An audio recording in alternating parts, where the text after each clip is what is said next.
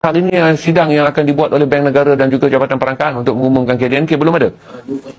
2.9 sangat rendah, terendah daripada apa yang telah pun dijangka.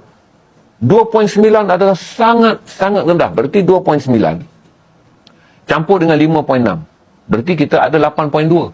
8.2% pertumbuhan tu bahagi dengan 2 penggal. Kita ada 4.1% dah berada dalam garis akan berhudung. Berarti dengan 2.9 lebih rendah daripada apa yang disasarkan oleh Bank RHB 3.8, Bank Muamalat 3.4 dan institusi yang paling established JP Morgan mengatakan kita berada dalam unjuran 3.6. Sekarang kita jatuh bawah 3%. Berarti akan ada pressure yang sangat besar selepas ni. Bila keluar data ni, orang akan tengok data yang paling penting kita akan study sekarang adalah daya beli. Kadar inflasi mungkin kita cantik. Dan kadar inflasi akan tunjuk cantik. Sebab tu saya katakan, kerajaan pun tak boleh kata mereka sentiasa berjaya kerana berjaya menurunkan kadar inflasi. Itu tidak menunjukkan kejayaan sebenar. Indeks daya beli. Kalau indeks daya beli dan indeks harga pengguna melambung dan indeks daya beli menurun, dia menjadi kunci. Tak guna kita selamatkan inflasi. Tetapi kemudiannya ekonomi tak bergerak. Walaupun barang berada pada paras, inflasi pula. Kos makanan naik. Sebab inflasi ni dia campur semua. Dia campur semua. Jadi kalau kadar inflasi kita bagi inflasi makanan masih ada pada paras 6%. Lebih tinggi daripada inflasi kalau hari ini. Berapa kadar inflasi diumumkan hari ini? Siapa yang tengok tolong cek sekejap. Pertumbuhan 2.9, inflasi berapa? Kalau inflasi masih lagi 2.8. Tapi inflasi bagi barangan pengguna, makanan, kalau kekal 6%. Berarti dia naik 2 kali ganda. Inflasi bagi kegunaan barangan harian oleh pengguna yang merangsang daya beli pengguna ni, naik 2 kali ganda daripada inflasi sebenar. Di mana inflasi sebenar ni diturunkan dengan penurunan harga besi, penurunan harga bahan binaan, penurunan harga-harga lain. Jadi dia menyumbang sebab nanti inflasi dipukul rata. Tapi inflasi makanan tinggi, menjadikan daya beli kita terjerat dalam inflasi makanan yang tinggi, tapi purata inflasi negara rendah. Kerana dia disumbangkan oleh sektor yang bukan day to day, demand by public. Ini antara keadaan yang paling kritikal hari ini. Saya jawab macam tu je. Jangan masuk ke perniagaan. Dan lagi satu, jangan terus ke perniagaan yang kerana orang lain nak perniagaan tu. Berarti tanya, saya selalu bagi tahu. Kawan-kawan saya ni datang, selalu nasihat saya. Dia tengok saya jual minyak wangi miskin bandar. Dia kata ada kawan mereka jual minyak wangi 300,000 sehari dapat. Dia ni bagi tahu ni. Jangan masuk ke dalam perniagaan yang orang lain berjaya buat. Ketika kita tak tahu jalur perniagaan tu. Kita tak tahu. Orang ni datang bagi tahu, orang tu mungkin boleh dapat 80 sen minyak wangi, sebab tu dia boleh jual 200,500 dan dia ada lebih kurang dalam 15,000 buyer sebulan. Okey? Saya nak berniaga minyak wangi kerana saya boleh jual minyak wangi yang murah pada tuan-tuan. Tapi saya akan ambil atas tapak kerana saya tak tahu jalur. Dan akhirnya saya hanya untung 30 sen. Kalau saya nak jual RM3.5, orang akan banding. Pesaing saya yang lebih awal popular jual RM3. Saya kira saya nak jual RM3.5. Jadi jangan masuk dalam perniagaan yang kita panik, kita tak tahu nak buat apa, kita terjun dalam perniagaan kerana kita lihat orang lain maju. Kita rasa malu dan rendah diri sekarang kerana Doyah yang jual bunga jual baju laju, Kiah yang jual baju tidur jual baju laju. Yang jual tu, ubat keras pun jual dalam keadaan laju, perempuan-perempuan keluar bagi tahu mereka sangat puas, sangat apa. Kita pun kehilangan moral nak masuk dalam perniagaan tu sekali. Jangan masuk hanya kerana kita hilang arah dalam perniagaan.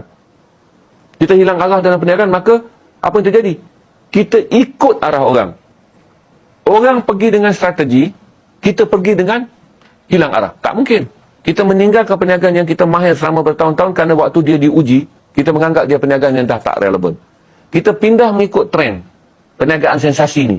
Ketika masuk, nak cerita hal katil pun kita malu. Macam mana kita nak masuk jual benda yang paling sensasi, yang paling banyak di YouTube sekarang? Paling banyak di Facebook. Maka saya nasihatkan pada saudara, tengok balik operasi. Perniagaan ni apa? Operasi. Macam saya ni, saya tengok kos operasi tapi saya mengutamakan. Satu, tuan-tuan tak boleh contoh saya. Sebab saya ni orang tua yang berniaga tanpa expectation terhadap keuntungan besar. Saya tak ada expectation tu. Saya berniaga kerana saya nak stream dengan tuan-tuan. Jadi, patutnya saya masih boleh bekerja. Saya punya life value, saya masih boleh masuk ke tempat bekerja yang ada gaji bulan. Tapi saya ada headache, sakit kepala kerana saya fikir kata saya dah duduk 25 tahun, 2017 saya dah rasa saya tak berfungsi, 2019 saya resign. Saya takkan patah balik. Jadi saya berniaga ni, satu nak melatih anak-anak saya ni. Saya bercakap hari ni, saya tak boleh cakap di meja makan dengan anak-anak saya. Tapi anak-anak saya bekerja depan mata, terbeliak mata dengan saya sedang bercakap. Kemudian saya dapat kawan-kawan saya yang memang saya boleh percaya dan mereka akan menguruskan perniagaan ni ketika saya tumpu pada auditorium. Jadi apa yang saya buat dalam perniagaan ni adalah saya boleh hidup sebagai gaji profesional. Macam mana kalau saya bekerja, inilah gaji saya. Saya boleh bantu kawan-kawan saya yang bekerja sini membayar gaji yang istimewa kerana mereka melaksanakan banyak kerja yang saya abaikan, iaitu menguruskan perniagaan ni. Kerana saya nak urus opitoria pun memerlukan 8 ke 10 jam persediaan. Jadi kerana saya mengharapkan perniagaan ni, Zainal yang meniaga ni rugi tuan-tuan. Bukan, Zainal yang meniaga ni tak untung. Kerana dia bayar gaji kepada Zainal yang bekerja. Jadi yang untung saya lah. Zainal yang masih lagi dapat mengekalkan pendapatan dia sebagai seorang wartawan, sebagai seorang senior dalam pengurusan syarikat media. Berarti Zainal ni, saya dapat gaji daripada Zainal yang meniaga. Sekali Zainal yang meniaga tu. Zainal yang meniaga tu tak untung tuan-tuan. Dia tak untung. Dia tak untung. Dia diwujudkan hanya untuk membolehkan Zainal yang sedang stream ni mendapat gaji profesional. Zainal sebagai ahli perniagaan yang sejak lagi jerit-jerit jual baju tu, dia tak untung. Dia ada cukup modal untuk kali malam-malam dia orang brief, dia orang kadang-kadang brief saya pasal berniaga ni kan. Saya dengar muka tak berubah, relax. Okeylah. Maksudnya tak untung tak apalah, jangan rugi je. Jadi Noah ni kadang-kadang pegang beg nak balik sebab tak begitu faham bagaimana saya berfikir. Sebab dia sedang berfikir bahawa saya kena regimentas. Saya tak akan buat regimentas. Mengurangkan gaji, lepas tu bagi tahu, menekan staf saya dengan mengatakan bahawa itu tak. Saya tak akan bawa masalah dalam perbincangan. Apa yang saya buat adalah tindakan. Exit, saya bagi tahu strategi, kita convert. Itu bahawa sekarang Noah, kita kurangkan barangan yang kalau kita jual murah pun kita tak ada daya beli. Pembeli-pembeli kita daripada B40, yang saudara bahasa saudara yang sebut kan, B40. Walaupun kita jual baju sampai 4 lay, 100, 4 lay, kita kena kasihani. Mereka tak boleh menyokong kita lagi kerana 100 adalah besar bagi mereka. Kemudian kita kata yang relevan adalah yang menyokong kita dan mereka adalah kumpulan yang masih ada daya beli. Dan kita study daya beli mereka 100 ke 200. Maka kita fokuskan kepada daya beli yang ada tu.